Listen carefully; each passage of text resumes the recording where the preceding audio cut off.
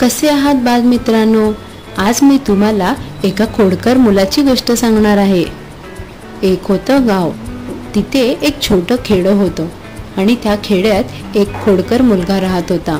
त्याचे नाव होते पिंट्या। पिंट्या रोज मेंढ्या आणि गुरं राखायला डोंगरावर जायचा। त्याला खेळायला फार आवडायचे आणि तो फार खोडकर होता, पण डोंगरावर एकटं बसायला त्याला फार कंटाळा यायचा।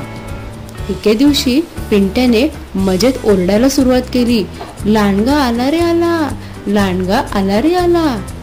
गावातले लोक घाबरून धावत आले, हातात लाठ्या घेऊन आले, पण बघतात तर काय, तिथे लांडगा नव्हता, पण हसणारा पिंट्या होता। पिंट्याने गंमत केली होती। अरे पिंट्या, असं खोटे बोलू नये, गावकऱ्यांनी त्याला फार समजवले। पण दुसऱ्या दिवशी पिंट्याला परत मस्ती सुचली। तो परत ओरडला, लांडगा आला रे आला। गावकरी परत धावले, दम लागेपर्यंत डोंगर चढले, पण तिथे परत काहीच नाही, फक्त पिंट्या कुदूकुदू हसत होता। आता गावकऱ्यांना मात्र राग आला होता।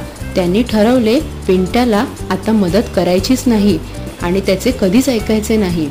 पण तिसऱ्या दिवशी जेव्हा पिंट्या डोंगरावर मेंढ्या आणि गुरं हाकत होता, तेव्हा खरंच एक मोठा लांडगा डोंगरावर आला।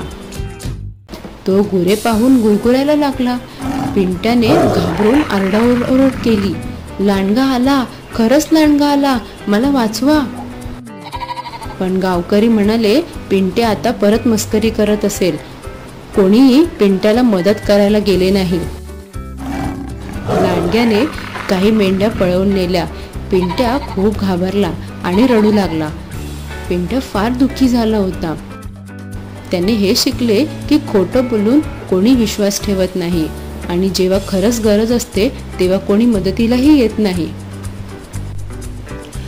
लांडगा आला रे आला या गोष्टीचा सारांश असा की पिंट्या नावाचा मुलगा मेंढ्या आणि गुरे राखण्यासाठी डोंगरावर जातो आणि तिथे गमती खातर ओरडतो की लांडगा आला आणि गावकरी त्याच्या मदतीसाठी धावत येतात, पण तिथे लांडगा तर नसतोच।